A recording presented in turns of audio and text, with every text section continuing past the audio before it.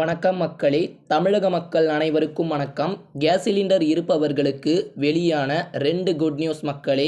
அனைத்து பொதுமக்களும் காணொளியை கடைசி வரைக்கும் பாருங்க. சரி வாங்க மக்களே, வீடியோவிற்குள் சென்று விடலாம்.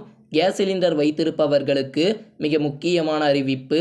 கேஸ் சிலிண்டர் வாடிக்கையாளர்கள் அனைவருடைய கைரேகையை உறுதி செய்யாவிட்டால், கேஸ் நிறுவனத்திடம் இருந்து வரக்கூடிய பதிவு செய்யாவிட்டால், உங்களுடைய கைரேகையை பதிவு செய்யாவிட்டால் இனி கேஸ் சிலிண்டர் விநியோகம் செய்யப்பட மாட்டாது என்ற ஒரு தகவல் சமூக வலைதள பக்கங்களில் வைரலாக பரவி வருகிறது மக்களே.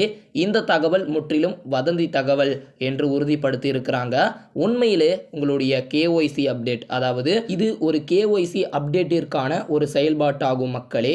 ஆதார் அட்டை, பேன் கார்டு, அது மட்டும் இல்லாமல் உங்களுடைய பலங்கட்டங்களாக இந்திய மக்களுக்கு அவர்களுடைய கேஒய்சி தகவலை அப்டேட் செய்யும்படி இந்திய அரசாங்கங்கள் வலியுறுத்தி வருகிறது.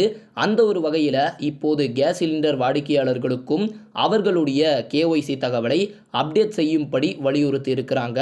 எல்பிஜி கேஸ் சிலிண்டரை எப்படி கேஒய்சி அப்டேட் செய்வது என்பது பற்றி தான் இப்போ தெள்ள தெளிவாக பார்க்க போகிறோம்.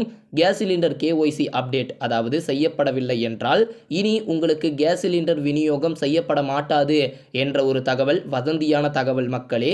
ஆனால் உங்களுடைய வங்கி கணக்கில் வரவு வைக்கப்படும் மானியம் தடைபெற அதிக வாய்ப்பு இருக்கிறது என்ற ஒரு அதிர்ச்சி தகவல் கொடுத்திருக்கிறாங்க.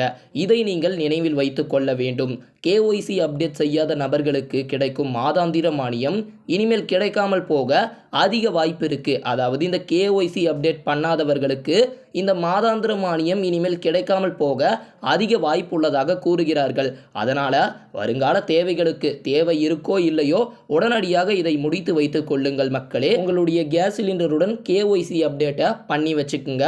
உங்களுடைய கேஒய்சி தகவலை அப்டேட் செய்ய கேஸ் சிலிண்டர் வாடிக்கையாளர்கள் அவர்களுடைய ஆதார் அட்டை, ரேஷன் அட்டை, வங்கி பாஸ்புக் மற்றும் கேஸ் சிலிண்டர் புக்கிங் செய்யப்பட்ட கேஸுடைய கனெக்ஷன் புக் போன்ற முக்கியமான ஆவணங்களை ஜெராக்ஸ் எடுத்துக்கொண்டு அருகில் உள்ள உங்களுடைய சிலிண்டர் நிறுவன சேவை மையத்தில் அணுகி கூட நீங்கள் இதை சமர்ப்பித்து கேஒய்சி தகவலை அப்டேட் செய்யலாம் மக்களே.